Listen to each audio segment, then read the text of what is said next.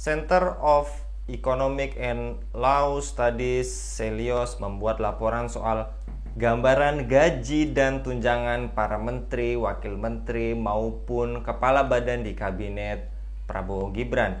Berdasarkan laporan tersebut, Celios menaksir kabinet baru bisa menghabiskan dana hingga 777 miliar per tahunnya lantaran Prabowo membentuk kabinet gemuk. Semakin banyaknya wakil menteri yang diangkat berarti akan meningkatkan belanja negara, termasuk gaji para staf pendukung, pengadaan mobil dinas, fasilitas kantor, hingga pembayaran gaji pensiun bagi menteri dan wakil menteri tersebut, kata peneliti Celios Galaude Muhammad dalam laporan yang diterima Tempo pada hari Jumat 18 Oktober 2024. Bagaimana kebijakan ekonomi tahun pertama Prabowo? Apakah kabinet gemuk Prabowo efektif atau boros anggaran? Dan apakah postur yang sangat gemuk tentu tidak lincah dalam bermanuver? Untuk membahasnya kami terhubung dengan pakar ekonomi Bung Arim Nasim. Kita sapa terlebih dahulu. Assalamualaikum warahmatullahi wabarakatuh, Bung Arim. Waalaikumsalam warahmatullahi wabarakatuh. Baik Bung Arim, terkait pembagian jatah menteri serta wakil menteri era presiden mendatang, kita detik-detik ini berpotensi menciptakan pemborosan APBN yang signifikankah menurut Anda, Bung? Ya, terima kasih Mas Anggi ya. Ini memang menarik ya untuk kita perhatikan dan kita kritisi itu kan. Jadi kalau informasi yang kita dapatkan memang akan sangat berpeluang, bukan berpeluang, ini mungkin mungkin mendekati realisasi terjadi pembengkakan anggaran untuk tunjangan menteri dan pejabat yang lainnya, termasuk wakil menteri itu kan. Karena kalau kita lihat jumlah menterinya itu melonjak luar biasa itu, kementerian itu. Yang tadinya sekitar 34 mungkin sekarang bisa sampai 44 menteri ya, ditambah nanti wakil menteri. Dan eh, penambahannya seperti yang saya baca misalnya di Menteri Kependidikan aja yang dulu satu, Menristek Dikti itu dibagi menjadi empat ya kan. Ada Menteri Pendidikan Dasar dan Menengah, Menteri Pendidikan Tinggi, Menteri eh, Kebudayaan itu kan, itu sudah tiga itu kan. Nah, kalau banyak menteri justru kan banyak tunjangan kan kalau kita lihat. Dan tadi sudah Mas Anggi sampaikan perkiraan eh, salah satu eh, apa istilahnya itu pengamat mengatakan yang di Bisnis Tempo itu kan itu menghabiskan anggaran untuk tunjangan eh, pejabatnya aja menteri itu ada sekitar 777 miliar. Itu saya kira yang resmi ya. Belum nanti yang tidak resmi karena seperti kita ketahui selalu ada biaya atau anggaran non budgeter di setiap kementerian itu gitu kan. Dan ini jelas akan membengkak saya kira lebih-lebih besar. Terlebih lagi dengan dipecahnya yang dulunya satu induk gitu kan. Itu akan memunculkan biaya baru juga itu. Misalnya biaya koordinasi ya. Bagaimana antara misalnya di Kementerian Pendidikan aja itu kan dan Kebudayaan yang sekarang pecah dari tiga atau empat kementerian ya pasti akan menimbulkan keborosan-keborosan yang luar biasa. Eh, Sementara kinerja mereka ya saya kira juga nggak akan berdampak signifikan terhadap eh, pelayanan kepada masyarakat, ya kan. Jadi saya lihat memang betul-betul ya ini kabinet pemborosan, ya kan. Di negara maju aja itu tidak segemuk itu ketika mereka menentukan jumlah menteri dan wakil menterinya. Itu ya barangkali Mas Anggi ya. Dan penambahan menteri dalam kabinet yang baru ini memicu pertanyaan serius. Apakah penambahan ini benar-benar diperlukan untuk mencapai target pembangunan negara? Karena juga menyatakan ada statement dari Presiden terpilih, kita negara besar, Bung. Pemerintahan yang sekarang saja staf susnya itu banyak, tapi nyatanya kebanyakan ya gimana lah, Bung Arim. Bagaimana tanggapan Anda, Bung? Ya ini kan kita lihat ya, kalau lihat dari struktur kabinet ya, itu kan lebih banyak mengakomodir ya, atau untuk meminimalisasi adanya potensi istilahnya itu yang protes dari partai lain atau yang disebut dengan oposisi itu kan. Jadi semuanya itu dirangkul ya kan. Sehingga yang terjadi sering yang kita dengar itu istilah politik dagang sapi.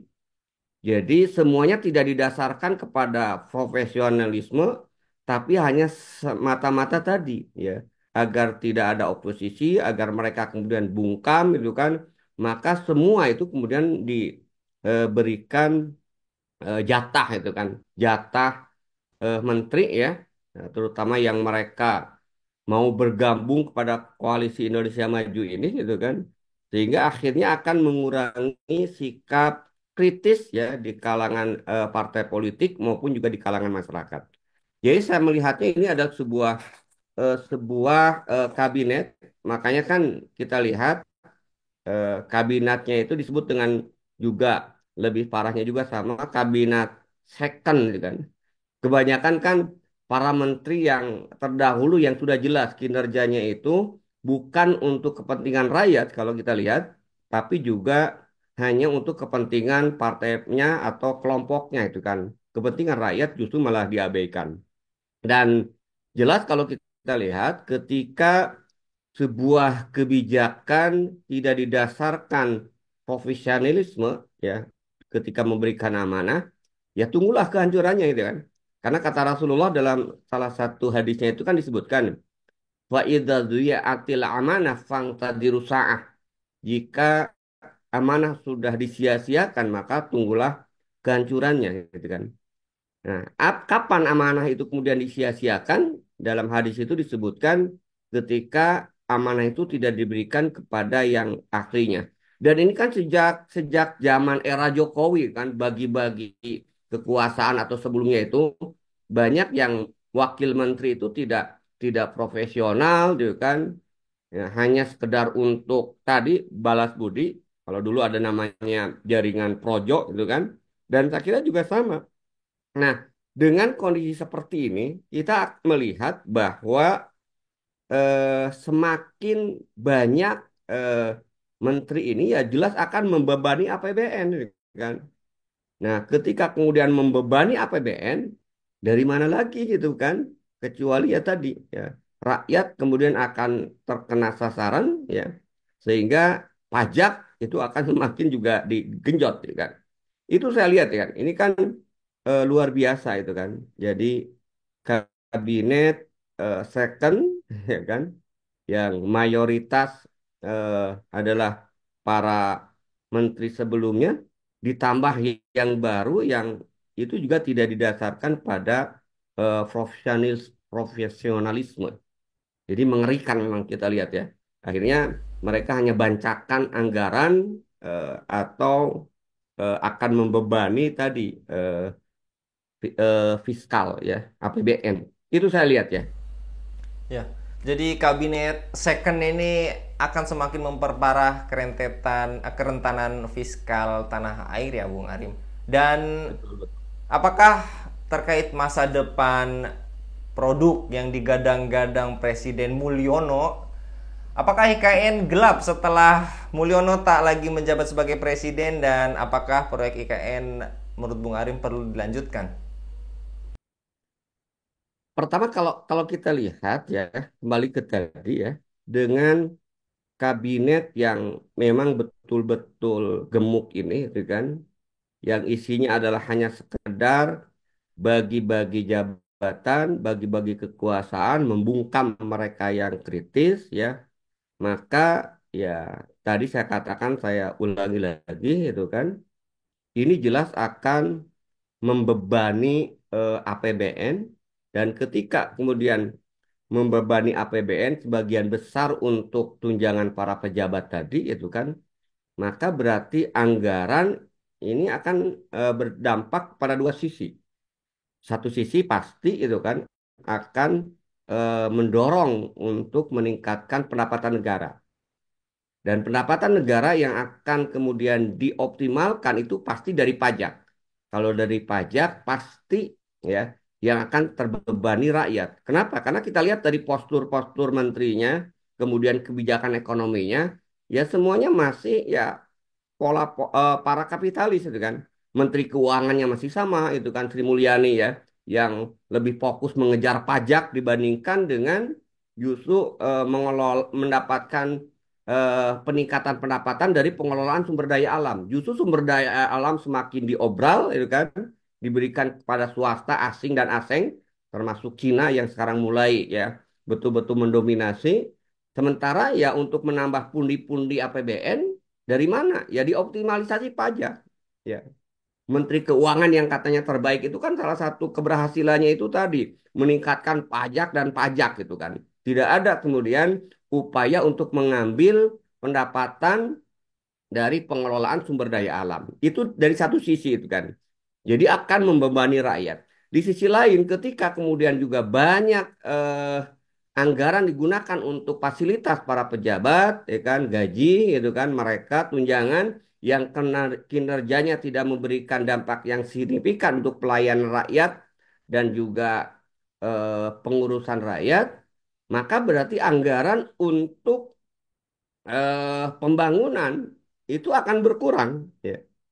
Kalaupun kemudian akan ada tetap dilakukan pembangunan, lagi-lagi pasti yang akan dilakukan itu nambah utang gitu kan. Beban lagi nih yang terjadi gitu kan.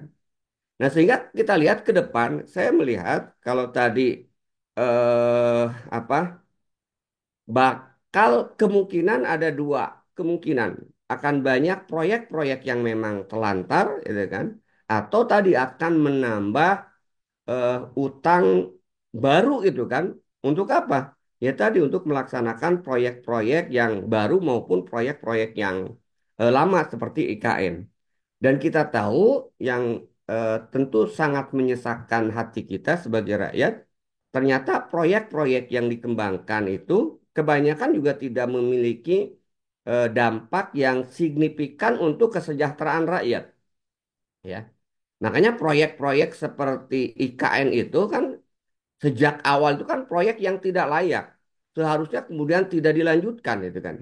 Tapi kalau kita lihat kan karena rejim ini adalah merupakan rejim kelanjutan ya kan, maka saya lihat kemungkinan besar juga ya kecuali mungkin ada manuver politik ya tetap akan dilanjutkan. Kenapa? Karena di belakangnya itu adalah untuk kepentingan oligarki, untuk kepentingan para kapitalis itu kan proyek IKN ini, bukan untuk kepentingan rakyat ya kan. Nah, itu saya lihat ya kan. Jadi dengan melihat seperti ini ya, maka saya lihat kabinet yang dibentuk juga pemerintahan yang baru itu kan, itu sama sekali saya melihat bukan memberikan harapan baru.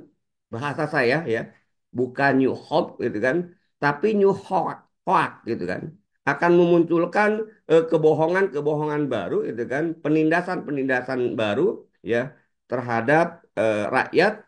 Kenapa? Karena kita lihat kondisi ekonomi kita sekarang itu sudah pada tataran stagnasi, deflasi gitu kan, di mana eh, pertumbuhan rendah sementara juga pengangguran tinggi gitu kan. Bahkan kita lihat kan beberapa bulan terakhir itu terjadi deflasi, kalaupun ternyata turun harga, tetap aja kemudian tidak mampu meningkatkan daya beli masyarakat karena adanya PHK tadi. Nah, maka ke depan justru dengan kebijakan Prabowo ya rejim ini yang menambah menteri itu hanya menambah beban negara ya. Makanya ya, saya kira ke depan walaupun proyek-proyek itu kemudian akan dilaksanakan, pasti solusinya nambah utang atau proyek yang digarap pasti proyek untuk kepentingan oligarki, bukan untuk kepentingan rakyat. Saya lihat IKN tadi kan masih pro kontra kan, kita nggak tahu ya. Tapi kalau pernyataan sebelumnya kan Prabowo sudah mengatakan IKN akan dilanjutkan. Kalau dilanjutkan dari mana dananya? Lagi-lagi kalau tidak dari utang, berarti meningkatkan beban pajak dan itu akan akhirnya membebani rakyat. Karena peningkatan APBN baik melalui utang maupun melalui pajak itu yang akan terkena dampak langsung itu adalah rakyat, ya. Harusnya ya kalau kita mau pemerintah ini berpihak pada rakyat, ya itu ambil itu kan sumber daya alam yang digarong oleh para kapitalis, para oligarki itu kan. Tambang batu bara, tambang nikel dan yang lainnya. Tapi kan ini nggak mungkin itu kan, karena rezim ini adalah dari sisi eh, sistem yang diterapkan masih sistem ekonomi kapitalis dan orangnya juga tidak jauh berbeda karakternya dengan juga pemimpin-pemimpin sebelumnya, ya, penuh dengan kebohongan, ya, hanya pencitraan, apalagi ditambah dengan kabinet yang sangat-sangat gemuk gitu kan, second dan tidak profesional. Itu barangkali ya. Baik, jazakallah Bung Arim. Mudah-mudahan Bung Arim senantiasa dimudahkan dalam setiap aktivitasnya. Demikian pemirsa Hilafah News yang dirahmati Allah, dukung dengan subscribe, share, dan like. Semoga menjadi kebaikan bagi kita semua di dunia dan di akhirat. Saya Anggi Suara diundur diri. Assalamualaikum warahmatullahi wabarakatuh.